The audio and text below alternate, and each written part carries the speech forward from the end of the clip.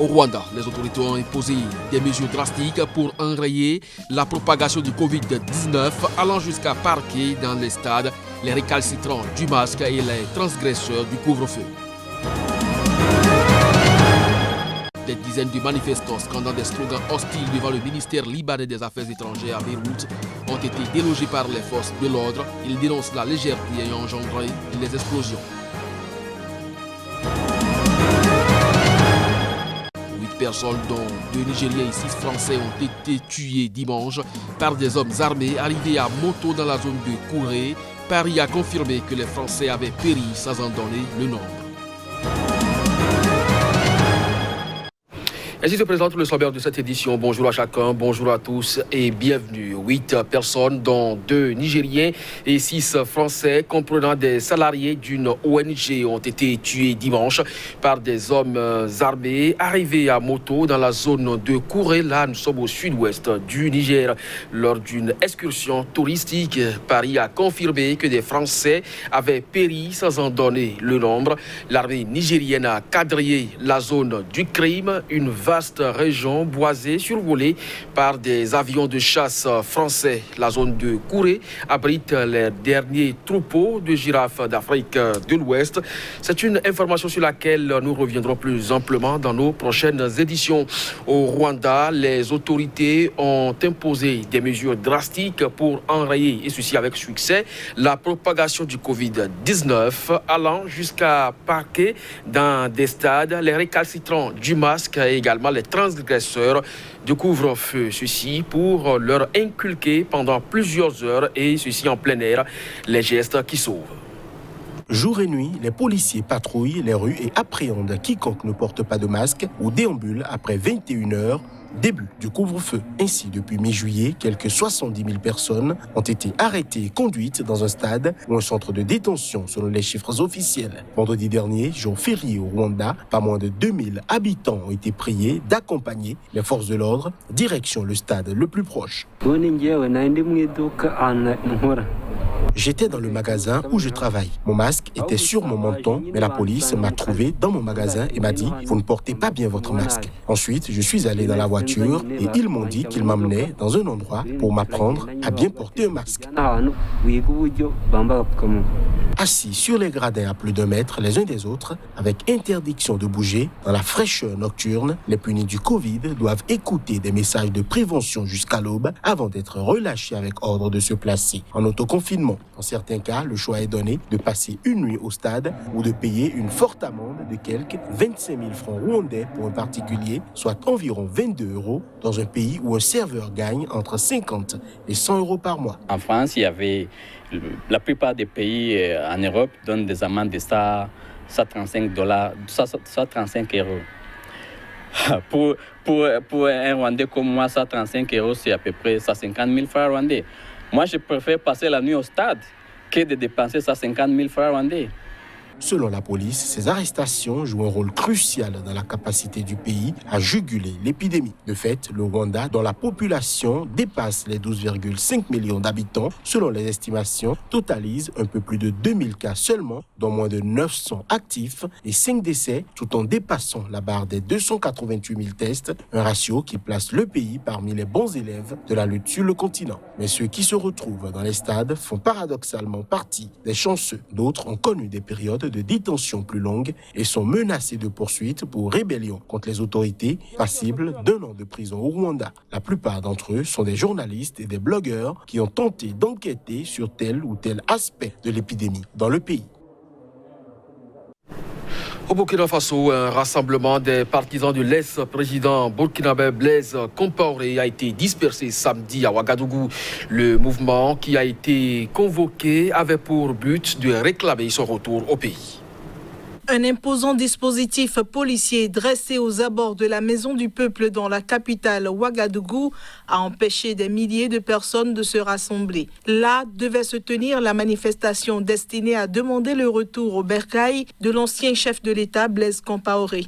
Aucune raison officielle n'a été donnée par les forces de l'ordre, certains policiers se contentant d'indiquer que le rassemblement est reporté. Les organisateurs qui se déclarent indépendants de tout parti politique ont expliqué leur initiative par la lenteur des autorités et des leaders d'opinion à insuffler le dynamisme d'une véritable réconciliation nationale. Lors d'une conférence de presse, le coordonnateur national du mouvement a expliqué que la rencontre avait été initiée pour la paix, la réconciliation nationale et le retour des exilés politiques, avec à leur tête le président Blaise Compaoré. Pour limiter la propagation du Covid-19, les autorités burkinabées ont adopté en mars une série de mesures préventives, limitant notamment les rassemblements publics.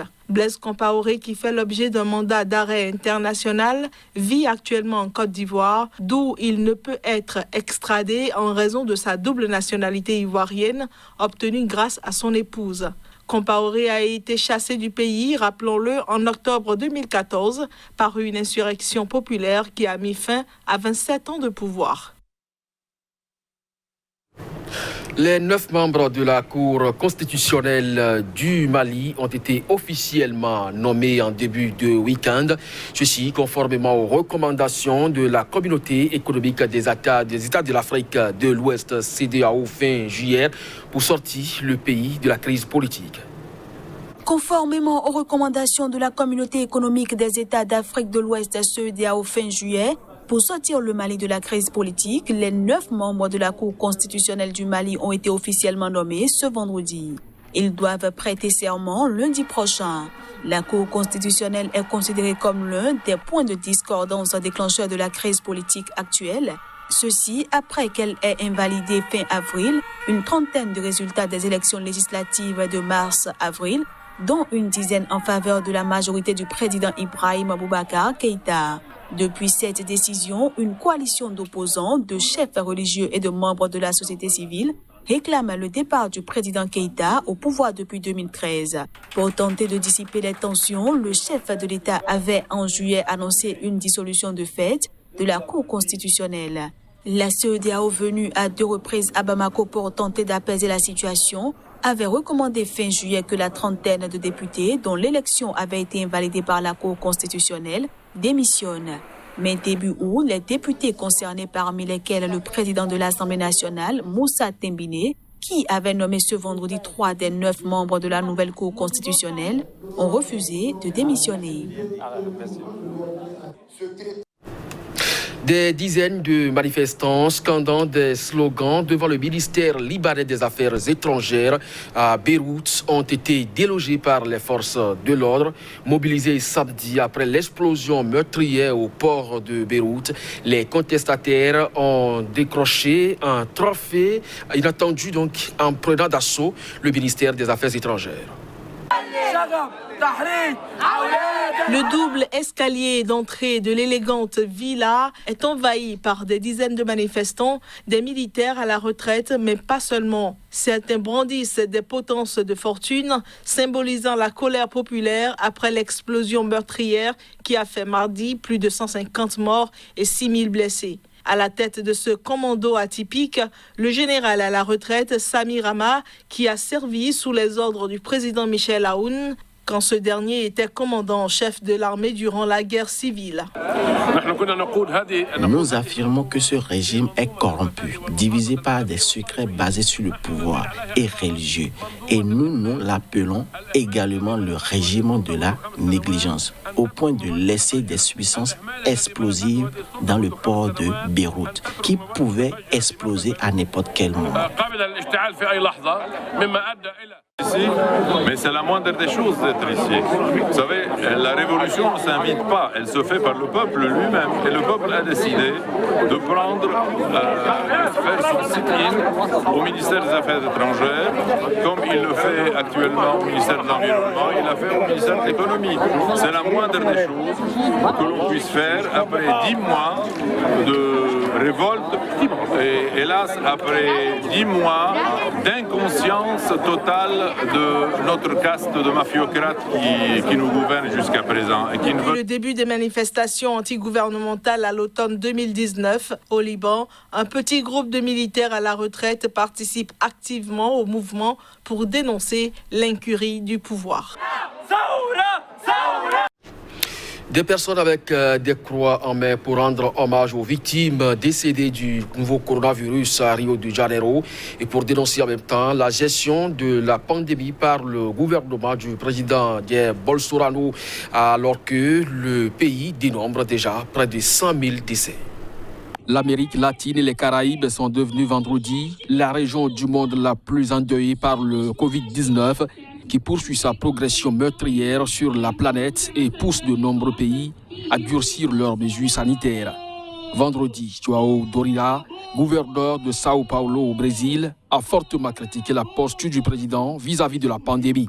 Des manifestations organisées par des syndicats ont eu lieu vendredi également dans plusieurs villes brésiliennes, notamment à São Paulo, où plusieurs dizaines de personnes se sont réunies sur la place de Sé, en centre-ville, brandissant une banderole « 100 000 vies perdues ». Le président Jair Bolsonaro a déclaré avoir la conscience tranquille, malgré les critiques sur sa gestion de la crise du coronavirus, qui a fait près de 100 000 morts, et a traité les gouverneurs pro-confinement de dictateurs. Nous avons la conscience tranquille. Avec les moyens dont nous disposons, nous pouvons dire que nous avons fait tout notre possible pour sauver des vies, a affirmé jeudi soir le dirigeant d'extrême droite lors d'une cérémonie retransmise en direct sur les réseaux sociaux. Lors de cette cérémonie, Bolsonaro a signé un décret permettant des dépenses exceptionnelles pour la production au Brésil du vaccin en cours d'élaboration par l'Université d'Oxford et le laboratoire AstraZeneca. Ce vaccin est actuellement en phase 3 de test, la dernière avant l'homologation au Brésil et dans d'autres pays. Bolsonaro a par ailleurs accusé les gouverneurs de certains États de gonfler les bilans en demandant à des médecins d'imputer des décès au Covid-19 sans pratiquer d'autopsie. Le président a aussi traité de dictateurs les gouverneurs et les maires ayant pris les mesures de confinement qui, selon lui, sont la cause de la hausse du chômage avec un taux à 13,3% au deuxième trimestre, le plus élevé de ces 3 dernières années au Brésil. C'est cette information que se referme ce journal. Merci à vous de nous avoir suivis. Très bonne semaine en compagnie de nos programmes.